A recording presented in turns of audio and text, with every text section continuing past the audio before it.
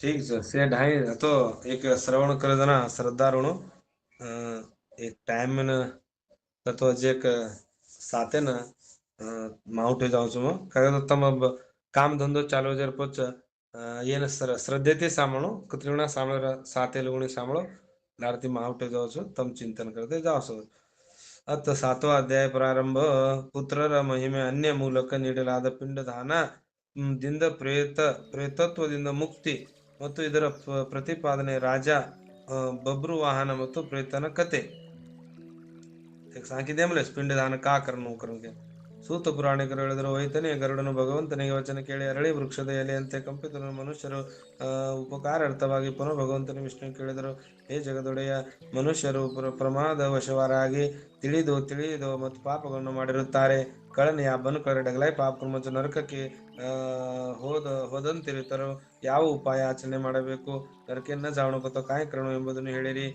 ಈ ಸಂಸಾರ ರೂಪಿ ಸಾಗರದಲ್ಲಿ ಮುಳುಗಿದ ದೀನ ಮನಸ್ಸಿನ ಪಾಪದಿಂದ ಬುದ್ಧಿ ನಷ್ಟ ಹೊಂದಿರುತ್ತದೆ ವಿಷಯ ಆಸಕ್ತರ ಕಾರಣ ದೋಷಯುತ ಆತ್ಮಗಳು ಮನುಷ್ಯರಿಗೆ ಸದ್ಗತಿ ಪ್ರಾಪ್ತಿಯಾಗುವಂತೆ ಪ್ರಾಣಗಳಲ್ಲಿ ನಿಶ್ಚಿತವಾಗಿ ಉಪಾಯವನ್ನು ತಿಳಿಸಿರಿ हे देवा काय को माणसेला जन्मे नाताळीनं कळीनी तो डगलाय पाप क्रमलाचा पाप वेजाच पण वो पापेन नाश करेर काय तो उपाय कर ना ಅತ್ ಸಾತೋ ಅಧ್ಯಾಯ ಪುತ್ರೆ ಹೇ ಗರುಡ ಮನುಷ್ಯರ ಹಿತ ಕಾಮನೆಗಾಗಿ ನೀನು ಉತ್ತಮ ವಿಷಯ ಕೇಳಿರುವಿ ಮನಸ್ಸನ ಹಿತ ಉಪಾಸನೆಗಾಗಿ ಉತ್ತಮ विषयानं केळिरुविरी तू आज विचारच पूछोची पाप तो वेजाच से पाप आपण कळण बी करा या मतिकाने कळण करा कुठीन माले पाप वच वो पापेर नाश करणं तो अब काय करायचं भा उपाय काय उपाय करे ना उपाय नेमलेच ಮಾತ್ರ ವಿಚಾರ ಕರ ಹೇ ಗರುಡ ಮನುಷ್ಯರ ಹಿತದ ಕಾಮನೆಯಿಂದ ನೀನು ಉತ್ತಮ ವಿಷಯನೇ ಕೇಳಿರುವಿರಿ ನಾನು ನಿನ್ನ ಎಲ್ಲಾ ಸಂದೇಹವನ್ನು ನಿವಾರಿಸುವೆ ಲಕ್ಷ್ಯ ಕೊಟ್ಟು ಆಲಿಸು ಜನ ತಪ್ಪನೇನ್ ಬಿ ಮ ಲಕ್ಷ್ಯದೇನು ಸಾಂಬಳ್ಕರನ್ ಕೆ ಜನ ನಾನು ಈ ಮೊದಲು ಪುತ್ರಹೀನ ಮತ್ತು ಪಾಪಿ ಮನುಷ್ಯರ ಯಾತನೆ ಕುರಿತು ವರ್ಣನೆ ಮಾಡಿದೆ ಪುತ್ರವಂತ ಮತ್ತು ಧಾರ್ಮಿಕ ಮನುಷ್ಯರಿಗೆ ಹಿಂದೆ ವರ್ಣಿಸಿದ ದುರ್ಗತಿ ಎಂದು ಬರುವುದಿಲ್ಲ ಒಂದು ವೇಳೆ ತಮ್ಮ ಪೂರ್ವಾರ್ಜಿತ ಕರ್ಮಗಳ ಕಾರಣ ಪುತ್ರ ಪ್ರಾಪ್ತಿಯಲ್ಲಿ ವಿಘ್ನ ಉಂಟಾದರೆ ಯಾವುದಾದರೂ ಉಪಾಯದಿಂದ ಪುತ್ರೋತ್ಪತ್ತಿ ಪ್ರಸನ್ನಗೊಳಿಸಬೇಕು ಹರಿವಂಶ ಪುರಾಣ ಕಥೆ ಶ್ರವಣ ಮಾಡಿ ವಿಧಿವಿಧಾನಗಳಿಂದ ಶತಚಂಡಿ ಯಜ್ಞ ಮಾಡಿ ಭಕ್ತಿಯಿಂದ ಶಿವನ ಆರಾಧನೆ ಮಾಡಿ ವಿದ್ವಾಂಸರು ಪುತ್ರ ಪ್ರಾಪ್ತಿಯನ್ನು ಮಾಡಿಕೊಳ್ಳಬೇಕು अब बेटा न हुए कतो बेटा आपण संतान उणू कतो काय करणं कसं विचार केते जामले आपण संताने में बेटी बेटा का विनिभा करन कतो ಕೆಲವೊಂದು आपण काय क्रमलाचा लार आचरणे श्रवण क्रमलानी आपण सत्संग क्रमलानी आपण जन्म जन्मेर दोष रच कथा श्रवण ವಿಧಿ ವಿಧಾನ ಶತಚಂಡಿ ಯಜ್ಞ ಪುತ್ರನ ಪಿತೃವಿನ ಕೋಂ ಎಂಬ ನರಕದಿಂದ ಪಾರು ಮಾಡುತ್ತಾನೆ ಕೂಂ ಎಂಬ ನರಕದಿಂದ ಪುತ್ರ ಪಾರು ಮಾಡುತ್ತಾನೆ ಆದ್ದರಿಂದ ಸ್ವಯಂ ಬ್ರಹ್ಮನು ಆತನಿಗೆ ಪುತ್ರ ಎಂದ ಹೆಸರನ್ನು ಕರೆದಿರುವನು ಒಬ್ಬ ಧರ್ಮಾತ್ಮನಾದ ಪುತ್ರನು ಸಂಪೂರ್ಣ ಕುಲವನ್ನು ಉದ್ಧಾರ ಮಾಡುತ್ತಾನೆ ಪುತ್ರನ ಮೂಲ ಸೌಂಡ್ ಪುತ್ರನ ಮೂಲ ವ್ಯಕ್ತಿ ಲೋಕವನ್ನು ಜಯಿಸುತ್ತಾನೆ ಎಂದು ಶತಾನನ ಶ್ರುತಿಯಲ್ಲಿ ಇದೆ ಈ ಪ್ರಕಾರವಾಗಿ ವೇದಗಳು ಕೂಡ ಪುತ್ರನ ಉತ್ತಮ ಮಹಾತ್ಮೆಯನ್ನು ಹೇಳಿವೆ ಆದ್ದರಿಂದ ಪುತ್ರ ಶೋಕವನ್ನು ನೋಡಿದ ಮನುಷ್ಯನು ಪಿತೃ ಋಣದಿಂದ ಮುಕ್ತನಾಗಿ ಹೋಗುತ್ತಾನೆ ಪೌತ್ರನು ಮೊಮ್ಮಗ ಸ್ಪರ್ಶ ಮಾಡಿ ಮನುಷ್ಯನ 3 ದೇವ ಋಷಿ ಪಿತೃ ಋಣಗಳಿಂದ ಮುಕ್ತನಾಗಿ ಹೋಗುತ್ತಾನೆ ಈ ಪ್ರಕಾರ ಪುತ್ರ ಪೌತ್ರ ಪ್ರಪೌತ್ರ ರಿಂದ ಯಮಲೋಕದ ಅತಿಕ್ರಮಣ ಮಾಡಿ ಸ್ವರ್ಗಾದಿಗಳನ್ನು ಪ್ರಾಪ್ತಿ ಹೊಂದುತ್ತಾನೆ ಬ್ರಹ್ಮ ದೈವ ಆರ್ಷ ಪ್ರಜಾಪತ್ಯ ಆಸುರ ಗಂಧರ್ವ ರಾಕ್ಷಸ ಪೈಶಾಚ ಇವು 8 ಪ್ರಕಾರದ ವಿವಾಹಗಳೆಂದು ಹೇಳಲಾಗಿದೆ ಗಂಧರ್ವ ಬ್ರಹ್ಮ ದೈವ ಆರ್ಷ ಪ್ರಜಾಪತ್ಯ ಆಸುರ ಗಂಧರ್ವ ರಾಕ್ಷಸ ಪೈಶಾಚ ಸುಮಾರು 8 ಪ್ರಕಾರದ ವಿವಾಹಗಳು ಈ ವಿಧಿಯಿಂದ ವಿವಾಹವಾದ ಪತ್ನಿಯಿಂದ ಜನಿಸಿದ ಔರತ ಪುತ್ರ ಊರ್ಧ್ವಗತಿ ಉತ್ತಮ ಪ್ರಾಪ್ತಿ ಮಾಡಿಸುತ್ತಾನೆ ಮತ್ತು ಸಂಗ್ರಹಿತ ದುಷ್ಟ ಪದ್ಧತಿಯಿಂದ ವಿವಾಹದಿಂದ ಜನಿತ ಪುತ್ರ ಅಧೋಗತಿ ನರಕವನ್ನು ಕೊಂಡೊಯ್ಯುತ್ತಾನೆ ಪಕ್ಷಿ ಶ್ರೇಷ್ಠ ಆದ್ದರಿಂದ ವ್ಯಕ್ತಿ ಹೀನ ಜಾತಿ ಸ್ತ್ರೀಯರಿಂದ ಜನಿಸಿದ ಪುತ್ರನನ್ನು ತ್ಯಜಿಸಬೇಕು ಹೇ ಗರುಡ ಸುವರ್ಣ ಪುರುಷರಿಂದ ಸುವರ್ಣ ಸ್ತ್ರೀಯರು ಜನಿಸಿರುವ ಪುತ್ರನಿಗೆ ಔರಸ ಪುತ್ರ ಎನ್ನುವರು ಆತನೇ ಶ್ರದ್ಧಾ ಕ್ರಮವನ್ನು ಮಾಡಿ ಪಿತೃಗಳಿಗೆ ಸ್ವರ್ಗ ಪ್ರಾಪ್ತಿ ಮಾಡಿಸಲು ಕಾರಣನಾಗುತ್ತಾನೆ. ಮತ್ತು ಔರಸ ಪುತ್ರನ ಮೂಲಕ ಮಾಡಲಾದ ಶ್ರದ್ಧಾದಿಂದ ತಂದೆಗೆ ಸ್ವರ್ಗ ಪ್ರಾಪ್ತಿಯಾಗುತ್ತದೆ. ಈ ವಿಷಯದಲ್ಲಿ ಏನು ಹೇಳುವುದಿದೆ? ಅನ್ಯರ ಮೂಲಕ ಮಾಡಿದ ಶ್ರದ್ಧಾದಿಂದಲೂ ಪ್ರೇತ ಸ್ವರ್ಗಕ್ಕೆ ಹೊರಟು ಹೋಗುತ್ತದೆ. ಈ ವಿಷಯ ಕುರಿತು ಹೇಳುವೆನು ಕೇಳು. ಇಲ್ಲಿ ನಾನು ಒಂದು ಪ್ರಾಚೀನ ಇತಿಹಾಸದ ಕುರಿತು ವಿವರಿಸುವೆ. ಒಂದು ದೈಹಿಕ ದಾನದ ಶ್ರೇಷ್ಠ ಮಹತ್ವವನ್ನು ಸೂಚಿಸುವೆ. ಹೇ ವೈನತೆಯ, ಪೂರ್ವ ಕಾಲದಲ್ಲಿ ತ್ರೇತಾಯುಗದಲ್ಲಿ ಮಹೋದಯ ಎಂಬ ರಮಣೀಯ ನಗರದಲ್ಲಿ ಮಹಾಬಲಶಾಲಿ ಧರ್ಮಪರಾಯಣ ಬಭ್ರುವಾಹನ ಎಂಬ ರಾಜೊಬ್ಬನಿದ್ದನು. ಆತ ಯಜ್ಞಾನುಷ್ಠಾನ ಪಾರಾಯಣ ದಾನಿಗಳಲ್ಲಿ ಶ್ರೇಷ್ಠ, ಲಕ್ಷ್ಮಿ ಧನ ಇಂದ ಸಂಪನ್ನ, ಬ್ರಾಹ್ಮಣ ಮತ್ತು ಭಕ್ತರಿಗೆ ಸಾಧು ಸಂತರಿಗೆ ಕುರಿತು ಅನುರಾಗ ಹೊಂದಿದ, ಶೀಲ ಮತ್ತು ಆಚಾರ ಗುಣಗಳಿಂದ ಯುಕ್ತ, ಸ್ವಜನ ಮತ್ತು ಕುರಿತು ತನ್ನ ಮತ್ತು ಅನ್ಯರ ಕುರಿತು ದಯಾಭಾವ ಸಂಪನ್ನನಾಗಿದ್ದ ಧರ್ಮಪರಾಯಣನಾದ ರಾಜ ಬಭ್ರುವಾಹನ ಔರಸ ಪುತ್ರನಂತೆ ಧರ್ಮದಿಂದ ತನ್ನ ಪ್ರಜೆಗಳಿಗೆ ಪಾಲನೆಯನ್ನು ಮಾಡುತ್ತಿದ್ದ, ದಂಡನೆಗೆ ಯೋಗ್ಯರಾದವರನ್ನು ಅಪರಾಧಿಗಳಿಗೆ ದಂಡನೆ ನೀಡುತ್ತಿದ್ದ ಆ ಬಲಶಾಲಿ ರಾಜ ಒಂದು ಸಮಯದಲ್ಲಿ ತನ್ನ ಸೇನೆಯೊಡನೆ ಮೃಗದ ಬೇಟೆಯಾಡಲು ಅನೇಕ ಪ್ರಕಾರದ ವೃಕ್ಷಗಳಿಂದ ಕೂಡಿದ ಘನಘೋರ ಅರಣ್ಯದಲ್ಲಿ ಪ್ರವೇಶ ಮಾಡಿದ. ಆ ವನವು ವಿಭಿನ್ನ ಪ್ರಕಾರದ ಮೃಗಗಳ, ಪಶುಗಳಿಂದ ಮತ್ತು ಅನೇಕ ಪ್ರಕಾರದ ಪಕ್ಷಿಗಳಿಂದ ನೀನಾದಿತನಾಗಿತ್ತು. ಆ ಸಮಯದಲ್ಲಿ ರಾಜನು ವನದ ಮಧ್ಯೆ ಜಾಗದಲ್ಲಿ ಒಂದು ಮೃಗವನ್ನು ನೋಡಿದ. ಆ ರಾಜನ ಸದೃಢ ಬಾಣದಿಂದ ಪೆಟ್ಟು ತಿಂದ ಆ ಮೃಗವು ಬಾಣ ಸಹಿತ ಅರಣ್ಯದಲ್ಲಿ ಅದೃಶ್ಯವಾಗಿ ಹೋಯಿತು. ರಾಜ ಬಾಣ ಹೊಡೆದ ತಕ್ಷಣ ಆ ಬಾಣ ಸಹಿತವಾಗಿ ಆ ಮೃಗ ಅದೃಶ್ಯವಾಗೋಯಿತು. ಅಲ್ಲಿ ಹುಲ್ಲು ಗರಿಕೆಗಳ ಮೇಲೆ ಅಲ್ಲೆಲ್ಲಿ ಬಿದ್ದಿದ್ದ ರಕ್ತವನ್ನು ನೋಡುತ್ತಾ ರಾಜನು ಅದನ್ನು ಹಿಂಬಾಲಿಸಿ, ಆಗ ಆ ಮೃಗವು ಬೆನ್ನಟ್ಟಿದ ರಾಜನು ಅನ್ಯವನ ಅರಣ್ಯವೊಂದರಲ್ಲಿ ಪ್ರವೇಶಿಸಿ ಹಸಿವು ದಾಹದಿಂದ ಬಸವಳಿದ ಹಾಗೂ ಪರಿಭ್ರಮಣ ಸಂತಾಪದಿಂದ ಪೀಡಿತನಾದ ರಾಜನು ಒಂದು ಜಲಾಶಯದ ಬಳಿಗೆ ಬಂದು ಅದರಲ್ಲಿ ಕುದುರೆಯೊಡನೆ ಸ್ನಾನ ಮಾಡಿದ.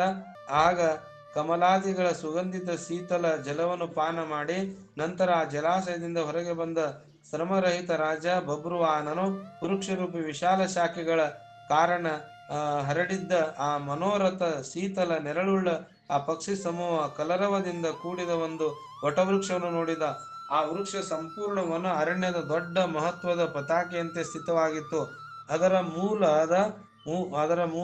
ಮೂಲದ ಬಳಿ ಹೋಗಿ ರಾಜ ಕುಳಿತುಕೊಂಡ. ತದನಂತರ ರಾಜನು ಹಸಿವೆ ದಾಹದಿಂದ ವ್ಯಾಕುಲಗೊಂಡ, ಇಂದ್ರಿಯಗಳುಳ್ಳ ಶರೀರ ರೋಮಗಳ ಮೇಲಕ್ಕೆ ನೇರವಾಗಿ ಸೆಟೆದು ನಿಂತಿದ್ದ ಅತ್ಯಂತ ಮಲಿನ ಕುಬ್ಜ ಮಾಂಸ ಸಹಿತ ಕೃಶವಾದ ಒಂದು ಭಯಾನಕ ಪ್ರೇತವನ್ನು ನೋಡಿದ. ಅಲ್ಲಿ ಒಂದು ಪ್ರೇತ, ಮಾಂಸ ಸಹಿತ ಕೃಶವಾದ ಆ ವಿಕೃತ ಆಕೃತಿಗಳ ಭಯಾನಕ ಪ್ರೇತವನ್ನು ನೋಡಿ ಬಭ್ರುವಾಹನ ವಿಸ್ಮಿತನಾಗಿ ಹೋದ. ಪ್ರೇತವು ಕೂಡ ದಟ್ಟ ಅರಣ್ಯದಲ್ಲಿ ಬಂದಿದ್ದ ರಾಜನನ್ನು ನೋಡಿ ಚಕಿತವಾಯಿತು ಮತ್ತು ಸಮಸ್ತಕ್ಷ ಮನಸ್ಸಿನಿಂದ ಆ ಪ್ರೇತ ಆತನಿಗೆ, ಹೇ ಗರುಡ. ಆಗ ಪ್ರೇತರಾಜ ಬಭ್ರುವಾಹನಿಗೆ ಹೇಗೆ ಹೇಳಿದನು: ಮಹಾಬಲಶಾಲಿ, ನಿಮ್ಮ ಸಂಘದಿಂದ ಪ್ರಭಾವ ನಾನು ನನ್ನ ಪ್ರೇತ ಭಾವವನ್ನು ತ್ಯಜಿಸಿರುವೆ. ಅಂದರೆ ನನ್ನ ಪ್ರೇಮ ಭಾವ ನಿವಾರಣೆಯಾಗಿ ಹೋಗಿದೆ ಮತ್ತು ನಾನು ಪರಮಶಾಂತಿ ಪ್ರಾಪ್ತಿ ಹೊಂದಿರುವೆನು ಹಾಗೂ ಧನ್ಯವಾಗಿ ಹೋಗಿರುವೆನು. जो भूत व्यक्तो प्रेत व्यक्तो उस कोणी राजार दर्शने थी काय बघतो काय प्रेत राक्षस ಈ छोडताणीने ನಾವು ಜೊಕೊಂಡ್ ಮಾನಸ ಹೋಗೋದು. ಹೇ ರಾಜನ್, ಈ ಕೃಷ್ಣಾವರಣದ ಮತ್ತು ಭಯ ಹುಟ್ಟಿಸುವ ಪ್ರೇತವೇ, ಯಾವ ಕರ್ಮದ ಪ್ರಭಾವದಿಂದ ನೋಡಲು ಭಯ ಹುಟ್ಟುವಂತ ಮತ್ತು ತುಂಬಾ ಅಮಂಗಳಕಾರಿಯಾದ ಪ್ರೇತೋತ್ವ ರೂಪವನ್ನು ನೀನು ಪ್ರಾಪ್ತಿ ಹೊಂದಿರುವಿ. ಹೇ ಮಿತ್ರ, ನಿನ್ನ ಪ್ರೇತೋತ್ವದ ಪ್ರಾಪ್ತಿಗೆ ಎಲ್ಲಾ ಕಾರಣಗಳನ್ನು ತಿಳಿಸು. ತುಕಾ ಹೈಕಾ ವೇಗೋಚಿ ಬಾ ಕಸೇರ ಸಾರುತ್ತು ನಸೋ ಪಿಸಾಚಿ ವೇಗೋಚಿ.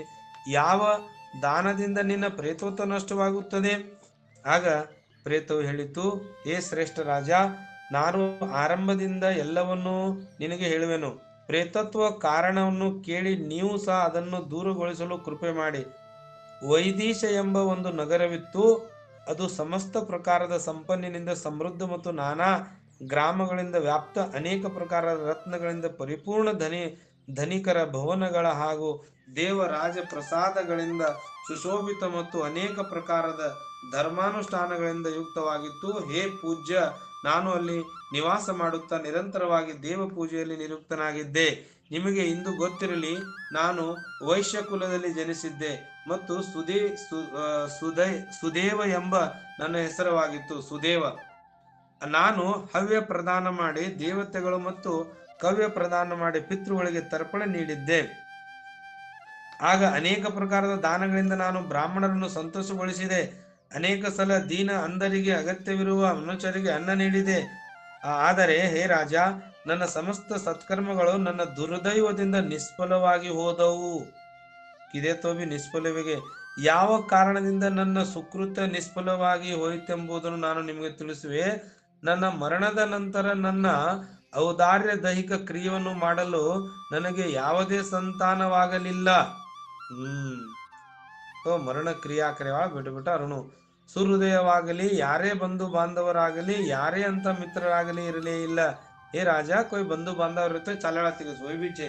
ಮರಣದ ನಂತರ ಯಾವ ವ್ಯಕ್ತಿ ಉದ್ದೇಶದಿಂದ ಷೋಡಶ ಮಾಸಿಕ ಶ್ರದ್ಧಾ ಮಾಡಲಾಗುವುದಿಲ್ಲವೋ ಅಂತ ವ್ಯಕ್ತಿಗೆ 100 ಶ್ರದ್ಧಾ ಮಾಡಿದರೂ ಕೂಡ ಆತನ ಪ್ರೇತತ್ವ ಸುಸ್ಥಿತವಾಗಿ ಇರುತ್ತದೆ, ಅದು ದೂರವಾಗುವುದಿಲ್ಲ. ಕಾಯಿಸ್ ಮಲಮ್ಗ ತಮ್ನೇನು ಕುಣು भाकरंकतो 3 दाडे अस्थि विसर्जने करायचे पच्च 10ने दाडे पिंडदान करणं. दशपिंड करणं 10ने दाड. जर वो दशपिंड न दान किदे तो वो काय जीव शरीर माहिती जाताणी काही वाळेमाय रच दे का ओन वट्टज जीव मळेज नाही. अजेक जीव ओन जन्मच मळे नाही. वो प्रेत वेन रेजाच कस आपण गोरमाटी कत कळण करज ओने कळजूच करनागस जेती वो अड्डा ते हिंडच गच ओने कोण जो काही श्रद्धा करच वो श्रद्धा न किदे भागतो वो प्रेत वेनच रेंडरजाच करन ಅದಕ್ಕೆ ते जारेस आपण माहिती ओदच वाचच बस का कळी कोतीये केच नाही. हे मग गरुड पुराण घणो ओदमलो छु करण कच बस मग गरुड पुराण तो मग पहिलो बार ओदलो छु. दशे मैं भी ओदतो होतो ना, पण पहिलो बार पूरा पुराण ओदलो छु. પછી ઢગલાઈ માણસ પુરાણ ગીતગાવાળ છે, પછી વિશે ઓનેના તાંડે में ગીતગાવાળ कब हो व्यक्ति तो तम दश पिंड दान करो बा અને पिंड दान करो श्रद्धा करो किदे तो वो जीवन मुक्ती मिळच नितर मुक्ती मिळे नाही करताणे हैसे केर व्यक्ति तो काके कोणी तो ಯಕ್ಷ ಪ್ರಶ್ನೆ. ಹೇ ಮಹಾರಾಜನ್, ನೀನು ನನ್ನ ಔದಾರ್ಯದಿಂದ ಕೃತ್ಯ ನೆರವೇರಿಸಿ ನನ್ನ ಉದ್ಧಾರ ಮಾಡಿದಿರಿ. ಈ ಲೋಕದಲ್ಲಿ ರಾಜನನ್ನು ಸಮಸ್ತ ವರ್ಣಗಳ ಬಂಧು ಎಂದು ಹೇಳುತ್ತಾರೆ. ಆದ್ದರಿಂದ ಹೇ ರಾಜನ್, ನೀನು ನನ್ನ ಉದ್ಧಾರ ಮಾಡಿದಿರಿ, ನಾನು ನಿಮಗೆ ಮಣಿರತ್ನವನ್ನು ನೀಡುವೆ. ಹೇ ವೀರ, ಒಂದು ವೇಳೆ ನೀವು ನನ್ನ ಹಿತವನ್ನು ಬಯಸುತ್ತಿದ್ದರೆ ನನಗೆ ಸದ್ಗತಿ ಆಗುವಂತೆ, ನನಗೆ ಪ್ರೇತ ಯೋನಿಯಿಂದ ಮುಕ್ತಿ ಸಿಗುವಂತೆ ನೀವು ಮಾಡಿದಿರಿ. ಹಸಿವೆ ದಾಹಾದಿ ದುಃಖಗಳ ಕಾರಣ ಪ್ರೇತ ಯೋನಿ ನನಗಾಗಿ ದುಸ್ಸಹನಿಯಾಗಿ ಹೋಗಿದೆ. ಈ ವನದಲ್ಲಿ ಸುಂದರ ರುಚಿಯುಳ್ಳ ಶೀತಲ ಜಲ ಮತ್ತು ಫಲ ವಿಂದ್ಯಮಾನಗಳಾಗಿವೆ. ಅದ್ಯಾಗೂ ಹಸಿವು ದಾಹದಿಂದ ಪೀಡಿತನಾಗಿರುವೆ, ನನಗೆ ಜಲ ಫಲದ ಪ್ರಾಪ್ತಿಯಾಗುವುದಿಲ್ಲ. ಹೇ ರಾಜ, ಒಂದು ವೇಳೆ ನನಗಾಗಿ ಯಥಾವಿಧಿ ನಾರಾಯಣ ಹತ್ತಿರ ಮಾಡಿದರೆ ನಂತರ ವೇದ ಮಂತ್ರಗಳ ಮೂಲಕ ನನ್ನ ಸಮಸ್ತ ಔದಾರ್ಯ ಕ್ರಿಯೆಗಳನ್ನು ಸಂಪನ್ನಗೊಳಿಸಿದರೆ ನಿಶ್ಚಿತವಾಗಿಯೂ ನನ್ನ ಪ್ರೇತತ್ವ ನಷ್ಟವಾಗಿ ಹೋಗುತ್ತದೆ. ಅಥವಾ ಗರೆಮೈ पारायण करावणो एकाद कुणसी पुराण पठन ये काय गरुड़ पुराण पठन करनो, वेद मंत्र पठन करनो, सत्संग करनो, संत सत्शास्त्र विचार करनो, श्रवण करनो केर ओ मरणेर घरे मೈ ಜನ ವಿಷ್ಣುವಿನ ಪೂಜೆ ಸಜ್ಜನರ ಸಂಘ ಇಲ್ಲವು ಪ್ರೇತ ಯೋನಿಯನ್ನು ನಾಶ ಮಾಡುತ್ತವೆ. तू करेची काय राजा म प्रेत योनींचो मंतु काय करगतो मन हस संग मंत्र पठणक मनस विचार के गतो मन ಯೂನಿ छोडताणे ನಮ್ಮ ಪ್ರೇತ ಯೂನಿತಿ ಮಾನಸರ ಯೂನಿನ್ ಜಾउँಚು ಕರಂಕೆರೋಸ್. ಆದ್ದರಿಂದ ನಾನು ನಿನಗೆ ಪ್ರೇತೋತ್ತನ ನಷ್ಟಗೊಳಿಸುವ ವಿಷ್ಣು ಪೂಜೆ ಕುರಿತು ತಿಳಿಸುವೆ. ಹೇ ಮಹಾರಾಜನ್, ನ್ಯಾಯದಿಂದ ಸಂಪಾದಿಸಿದ 2 ಸುವರ್ಣ 32 ಮಾಸ ಭಾರದ ಬಂಗಾರ ತೆಗೆದುಕೊಂಡು ಅದರಿಂದ ನಾರಾಯಣನ ಒಂದು ಪ್ರತಿಮೆಯನ್ನು ಮಾಡಿಸಬೇಕು. ಅದಕ್ಕೆ ವಿವಿಧ ಪವಿತ್ರ ಜಲದಿಂದ ಅಭಿಷೇಕ ಮಾಡಬೇಕು. ಅದಕ್ಕೆ ಹಳದಿ ಬಣ್ಣದ ವಸ್ತ್ರ ಧಾರಣ ಮಾಡಿ ಸಮಸ್ತ ಅಲಂಕಾರ ಮಾಡಬೇಕು. ನಂತರ ಆ ಪ್ರತಿಮೆಗೆ ಪೂಜಾರ್ಚನೆ ಮಾಡಬೇಕು. ಆ ಪ್ರತಿಮೆಯ ಪೂರ್ವ ಭಾಗದಲ್ಲಿ ಶ್ರೀಗಂಧ ದಕ್ಷಿಣದಲ್ಲಿ ಮಧುಸೂದನ, ಪಶ್ಚಿಮದಲ್ಲಿ ವಾಮನ, ಉತ್ತರದಲ್ಲಿ ಗದಾಧರ, ಮಧ್ಯದಲ್ಲಿ ಪಿತಾಮಹ, ಬ್ರಹ್ಮ, ಮಹಾದೇವ, ಶಿವನ ಸ್ಥಾಪನೆ ಮಾಡಿ ಗಂಧದ ಪುಷ್ಪಾದಿ ದ್ರವ್ಯಗಳಿಂದ ವಿಧಿವಿಧಾನಗಳಿಂದ ಬೇರೆ ಬೇರೆಯಾಗಿ ಪೂಜಾರ್ಚನೆ ಮಾಡಬೇಕು. ನಂತರ ಪ್ರದಕ್ಷಿಣೆ ಮಾಡಿ ಅಗ್ನಿಯಲ್ಲಿ ಹವನ ದೇವತೆಗಳನ್ನು ತೃಪ್ತಗೊಳಿಸಿ ಮತ್ತು ತುಪ್ಪ ಮೊಸರುಗಳು ಹಾಲಿನಂತೆ ವಿಶ್ವ ದೇವತೆಗಳು ತೃಪ್ತಗೊಳಿಸಬೇಕು. ತದನಂತರ ಪ್ರಸನ್ನ ಚಿತ್ತದಿಂದ ಯಜಮಾನನನ್ನು ಸ್ನಾನ ಮಾಡಿ ನಾರಾಯಣನ ಎದುರಿಗೆ ವಿನೀತನಾಗಿ ವಿಧಿಪೂರ್ವಕ ಮನದಲ್ಲಿ ಸಂಕಲ್ಪ ಔದಾರ್ಯ ದೈಹಿಕ ಕ್ರಿಯೆಯನ್ನು ಆರಂಭ ಮಾಡಬೇಕು. ನಂತರ ಕ್ರೋಧ ಮತ್ತು ಲೋಭ ರಹಿತನಾಗಿ ಶಾಸ್ತ್ರ ವಿಧಿಯಿಂದ ಸಮಸ್ತ ಶ್ರಾದ್ದವನ್ನು ಮಾಡಬೇಕು ಹಾಗೂ ವೃಷೋತ್ಸಗರ್ವ ಮಾಡಬೇಕು. ತದನಂತರ ಬ್ರಾಹ್ಮಣರಿಗೆ ಪದದಾನ ಮಾಡಬೇಕು ಮತ್ತು ಛತ್ರಿ, ಪಾದರಕ್ಷೆ, ವೃಕ್ಷ, ಉಂಗುರ, ಕಮಂಡಲ, ಆಸನ, ಪಂಚಪಾತ್ರೆ, ಅಮನ್ಯ, ಅಕ್ಕಿ, ಭೋಜನ ಮತ್ತು ತುಪ್ಪ, ಯಜ್ಞೋಪವಿತ ಸೇರಿಸಿ ಸುಮಾರು 13 ಪದದ ಪೂರ್ಣ ಆಗಿ ನಂತರ ಶಯ್ಯಾದಾನಗಳನ್ನು ನೀಡಿ ಪ್ರೇತವಾಗಿ ಘಟದ ದಾನ ಮಾಡಬೇಕು. ರಾಜ ಬಬ್ರುವಾನ್ ಹೇಳಿದ, ಹೇ ಪ್ರೇತ, ಯಾವ ವಿಧದಿಂದ ಪ್ರೇತ ಘಟದ ನಿರ್ಮಾಣ ಮಾಡಬೇಕು, ಯಾವ ವಿಧಾನದಿಂದ ಅದರ ದಾನ ಮಾಡಬೇಕು, ಸಮಸ್ತ ಜೀವಿಗೆ ಅನುಕಂಪ ತೋರಿಸುವ ಉದ್ದೇಶದಿಂದ ಪ್ರೇತ ಮುಕ್ತಿಗೆ ನೀಡುವಂತ ಪ್ರೇತ ಘಟ ದಾನದ ವಿಷಯ ಕುರಿತು ತಿಳಿಸು. ಆಗ ಉಪ್ರೇತ ಕಚ, ಹೇ ರಾಜ ಮಹಾರಾಜ, ನೀವು ಸೂಕ್ತವಾದನ್ನೇ ಕೇಳಿದ್ದೀರಿ. ಯಾವ ಸುದೃಢ ದಾನದಿಂದ ಪ್ರೇತತ್ವವಾಗುವುದಿಲ್ಲವೋ ಅದನ್ನು ನಾನು ಹೇಳುವೆನು ಕೇಳಿ. ಕುಣಿಸೋ ದಾನ ಹಾಕಿದೇಕತ್ತೋ ಮಾನಸಿನ ಪ್ರೇತಿಯುನಿ ಸುಟ್ಟದು. ಪ್ರೇತ ಘಟದ ದಾನ ಸಮಸ್ತ ಪ್ರಕಾರದ ಅಮಲಗಳ ನಾಶ ಮಾಡುವಂಥದ್ದು. ಪ್ರೇತ ಘಟ ನಾನು ಹೇಳುತ್ತೇನೆ, ನಿಮ್ಮ ಗಮನ ಇಟ್ಟುಕೊಳ್ಳಿರಿ. ಸಮಸ್ತ ಲೋಕದಲ್ಲಿ ದುರ್ಬಲವಾದದ್ದು ಮತ್ತು ದುರ್ಗತಿಯನ್ನು ನಷ್ಟ ಮಾಡುವಂತದ್ದು ಬ್ರಹ್ಮ ಮತ್ತು ಶಿವ ವಿಷ್ಣು ರಹಿತ ಲೋಕಪಾಲಕರು ಯುಕ್ತ ಕಾಯಿಸಿದ ಬಂಗಾರದ ಒಂದು ಘಟವನ್ನು ಸಿದ್ಧಪಡಿಸಿ ಇದನ್ನು ಹಾಲು, ತುಪ್ಪದ ಮುಂತಾದಗಳಿಂದ ಪೂರ್ಣ ತುಂಬಿ ಭಕ್ತಿಯಿಂದ ನಮಸ್ಕರಿಸಿ ಬ್ರಾಹ್ಮಣರಿಗೆ ದಾನ ನೀಡಬೇಕು. ಬ್ರಾಹ್ಮಣರಿಗೆ ಬ್ರಹ್ಮಜ್ಞಾನಿ ದಾನ ಕರಬಹುದು ಅಥವಾ ಅವರ ಪ್ರೇತಯುನಿ ಕಾಯವಚ್ಚ ನಷ್ಟವಚ್ಚ ಅನ್ಯ ನೂರಾರು ದಾನಗಳು ನೀಡುವ ಅವಶ್ಯಕತೆ ಇಲ್ಲ. ಹೇ ಮಹಾರಾಜನ್, ಆ ಘಟದ ಮಧ್ಯದಲ್ಲಿ ಬ್ರಹ್ಮ, ವಿಷ್ಣು ಮತ್ತು ಕಲ್ಯಾಣಿ ಅವಿನಾಶಿ ಶಂಕರ ಸ್ಥಾಪನೆ ಮಾಡಬೇಕು. ಈ ಘಟ ಕಂಠದ ಪೂರ್ವಾದ ದಿಕ್ಕಿನಲ್ಲಿ ಅನುಗ್ರಹ ಲೋಕಪಾಲಕರ ಆಹ್ವಾನ ಮಾಡಿ ಅವರಿಗೆ ಧೂಪ, ಪುಷ್ಪ, ಚಂದನ ಇತ್ಯಾದಿ ವಿಧಿವಿಧಾನಗಳಿಂದ ಪೂಜೆ ಮಾಡಿ ಬ್ರಾಹ್ಮಣರಿಗೆ ದಾನ ನೀಡಬೇಕು. ಹೇ ರಾಜನ್, ಪ್ರೇತತ್ವ ನಿವೃತ್ತಿಗಾಗಿ ಸಮಸ್ತ ದಾನಗಳಲ್ಲಿ ಶ್ರೇಷ್ಠ ಮಹಾಪಾತಕ ನಾಶ ಮಾಡುವಂತ ದಾನ ಶ್ರದ್ಧೆಯಿಂದ ಮಾಡಬೇಕು.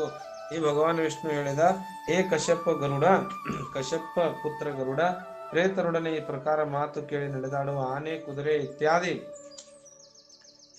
ವ್ಯಾಪ್ತ ರಾಜನ ಸೇನೆ ಹಿಂದಿನಿಂದ ಅಲ್ಲಿಗೆ ಬಂದಿತು. ಸೇನೆಯು ಆಗಮಿಸಿದ ನಂತರ ರಾಜನಿಗೆ ಮಹಾಮಣಿಯ ನೀಡಿ ಆತನಿಗೆ ನಮಸ್ಕರಿಸಿ ಪುನಃ ಆತ ಔದಾರ್ಯಕ ಕ್ರಿಯೆ ಮಾಡುವಂತೆ ಪ್ರಾರ್ಥಿಸಿ ಪ್ರೇತ ಅದೃಶ್ಯವಾಗಿ ಹೋಯಿತು. ಈ ಪಕ್ಷಿರಾಜ ಗರುಡ ತದನಂತರ ವನದಲ್ಲಿ ತೆರಳಿದ ರಾಜನು ನಗರಕ್ಕೆ ಹೊರಟು ಹೋಗುವ ಮುನ್ನ ತನ್ನ ನಗರವನ್ನು ತಲುಪಿ ಪ್ರೇತವು ಹೇಳಿದ ಪ್ರಕಾರ ಆತನು ವಿಧಿವಿಧಾನದಿಂದ ಔದಾರ್ಯಿಕ ಕ್ರಿಯೆಯನ್ನು ಅನುಷ್ಠಾನ ಮಾಡಿದ. ಆತ ಪುಣ್ಯ ಪ್ರದಾನದಿಂದ ಮುಕ್ತವಾದ ಪ್ರೇತವು ಸ್ವರ್ಗದಲ್ಲಿ ಹೊರಟು ಹೋಯಿತು. ಅನ್ಯರಿಂದ ಮಾಡಿದ ಶ್ರದ್ಧಾದಿಂದನೂ ಪ್ರೇತಕ್ಕೆ ಸದ್ಗತಿ ಹೋಗುತ್ತದೆಂದರೆ ಇನ್ನು पुत्रದಿಂದ देखो दूसर कोई का किदेगा तो भी जना हम गया श्रद्धा करेंगे जना वो जो कोण कोई का एक तमार मित्र, तमार गुरु, तमार संबंधी, तमार सेज कतरा 42 पिढीर जो 42 पिंड दान करायते होत.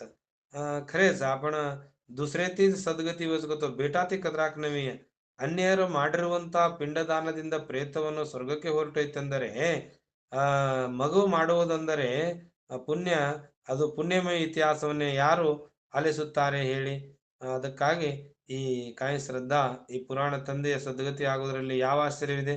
ಈ ಪುಣ್ಯಮಯ ಇತಿಹಾಸವನ್ನು ಯಾರು ಆಲಿಸುತ್ತಾರೋ ಅವರು ಪಠನೆ ಮಾಡಿ ಆಲಿಸುವಂತೆ ಮಾಡುವರೋ ಅವರಿಗಿಬ್ಬರು ಪಾಪಿಗಳಾಗಿದ್ದರೂ ಕೂಡ ಪ್ರೇತವನ್ನು ಪ್ರಾಪ್ತಿ ಹೊಂದುವುದಿಲ್ಲ. ಏನು ಕೂಣ ಸಾಂಬಳच ಈ सांख्य गुण सांभाळच आणि कोण केल्याचं ओज गुण प्रीती जायनी काय. तो आता अध्याय मुगी 7वा अध्याय. भगವಂತನ ವಿಷ್ಣು ಶಿವನ